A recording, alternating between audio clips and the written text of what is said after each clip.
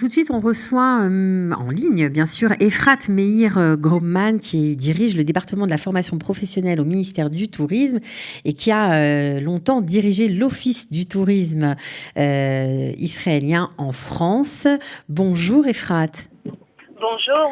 On est ravis de vous entendre, de vous avoir sur la ligne, surtout que aujourd'hui, vendredi, c'est le départ du Giro, de cette course exceptionnelle qui pour la première fois a lieu, cette course cycliste, voilà, le Tour d'Italie, en gros, a lieu en Israël. Alors, vous êtes avec nous en tant que membre du ministère du Tourisme. Alors, quelle a été l'implication du ministère dans ce projet exceptionnel pour le pays? Alors, en effet, c'est exceptionnel. C'est-à-dire que depuis quelques années, Israël essaye de se positionner comme une destination sportive avec les marathons à Jérusalem, à Tel Aviv, bien sûr, où chaque année, il y a de plus en plus de personnes qui participent. Mais un événement de ce genre qui est vraiment international et extraordinaire pour nous, on est vraiment ravis de pouvoir d'avoir pu participer à amener le concours du Giro en Israël. Donc on va voir 3 jours de cyclisme à travers tout le pays, puisque le premier jour va commencer à Jérusalem. Donc ça a démarré ce matin. Exactement. Le deuxième jour de Haïfa jusqu'à Tel Aviv. Et le troisième de Beersheva à Eilat. Et nous avons bien sûr insisté que ça passe aussi dans le sud, puisque aussi depuis quelques années, on essaie de développer tout ce qui est le désert en Israël, le désert du Negev, les randonnées, le cyclisme. Donc tout ça, ça va avec notre nouvelle stratégie tout autour de ce que nous faisons au ministère.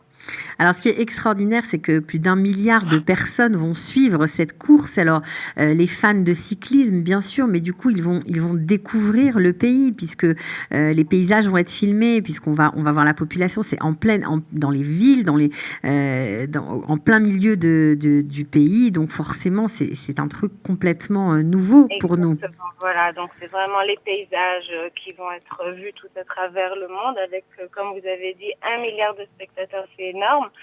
Mais aussi positionner Israël comme un endroit sûr, qui fait partie, voilà, des destinations qui sont tout à fait normales pour être choisies pour les cyclistes et pour tous les autres sportifs aussi. Il faut dire que le ministre du Tourisme, M. Yariv Levin, a tout de suite saisi l'opportunité, bien sûr, de participer à ce concours et nous avons subventionné avec plus de 10 millions de shekels ce concours en Israël. Et en plus de ça, on a fait bien sûr une campagne promotionnelle déjà depuis des semaines à travers l'Europe. Je peux vous dire qu'à Londres, dans les taxis, on peut voir une partie du concours qui est filmée dans des mini-télés qui sont à l'intérieur des taxis. Je peux vous dire aussi que une place de Stockholm, une des places à Stockholm, on a positionné un écran géant où le concours aussi va être diffusé en direct. Donc tout ça, c'est les efforts de promotion que nous faisons pour justement pouvoir montrer à tous les spectateurs ce beau pays. Alors ça va, vous avez parlé du budget, de ce que vous avez investi pour pouvoir accueillir ici le Giro d'Italie. Ça va représenter combien en retombées économiques d'un point de vue touristique pour Israël, dans le pays? Alors je peux vous dire que dans l'année 2017, on a eu plus de 40 milliards de shekels de revenus par le tourisme. Donc, on peut pas dire exactement combien ça va nous faire pour l'année 2018, mais c'est sûr que c'est énorme en point de vue de marketing. Et bien sûr, on va voir derrière, je suis sûre qu'on va voir aussi les touristes qui viennent. Comme vous l'avez dit, chaque groupe de cyclistes, en fait, qui vient en Israël, bien sûr, il y a la famille autour, il y a tous les accompagnateurs. Donc, on croit beaucoup à ce tourisme sportif pour pouvoir voir la promotion encore d'Israël dans d'autres domaines. On sait combien de personnes vont venir spécialement pour assister à cette compétition? Alors, vous parlez des Israéliens ou non, des touristes, des gens qui vont être... Alors, des touristes, on n'a pas encore les chiffres. Mais bien sûr que déjà, il y a eu pas mal de vols qui sont venus exprès, bien sûr, pour la compétition. Je voulais vous dire aussi que nos efforts de promotion ces dernières années, on a un peu changé notre stratégie. Si avant on mettait en avant Israël, ça fait plusieurs années en fait qu'on positionne Israël sous le slogan de deux destinations, un voyage, en mettant Tel Aviv et Jérusalem en avant. Alors je ne sais pas si vous avez vu nos campagnes, nous faisons aussi pas mal de campagnes en France. Pourquoi vous avez changé de stratégie? Alors voilà, justement, en fait, on a réalisé que le tourisme a changé. Et dans beaucoup de pays, par exemple, les gens ne vont plus aller passer des vacances en Espagne, mais plutôt à Barcelone. Ou ils ne vont plus voyager dans toute l'Angleterre, mais ils vont aller à Londres. Donc on a compris que avec ce changement, il fallait que nous aussi, on adapte notre stratégie.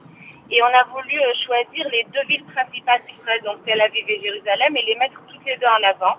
Et comme il n'y a pas beaucoup de gens, en fait, qui sont au courant des parcours qui sont très courts de Tel Aviv à Jérusalem, c'est 50 minutes.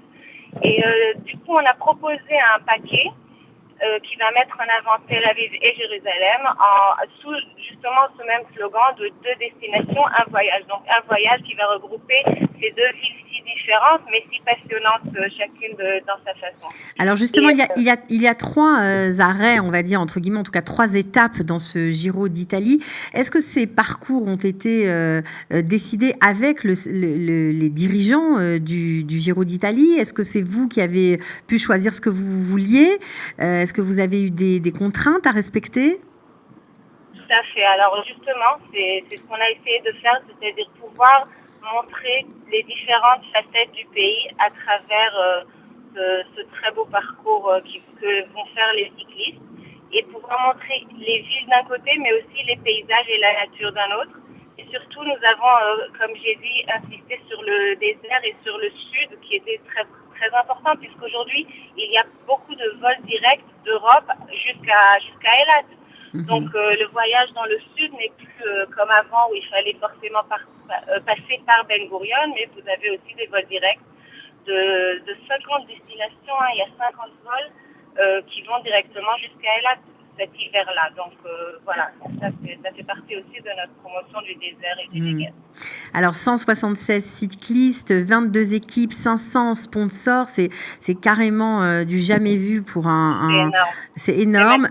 Est-ce que vous avez eu des pressions? Parce que 176 cyclistes, 22 équipes, on imagine qu'il y a des gens qui ne sont jamais venus en Israël, qui craignaient de venir en Israël. Comment vous avez géré ça?